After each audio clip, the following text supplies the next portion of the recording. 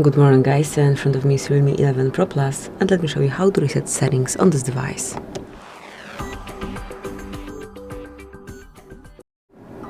So at first open the settings, then find and select System and Update.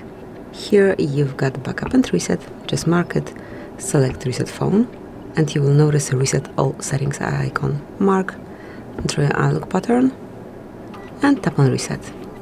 Now just be aware that all your data would be reset and this operation cannot be undone, so if you are sure that you want to do it, just mark Reset and wait till it's done. As you can see already, the display has been reset, and now it's time for the rest of the setup on this device. So that's it, it has been done. Thank you for watching. Please subscribe our channel and leave the thumbs up.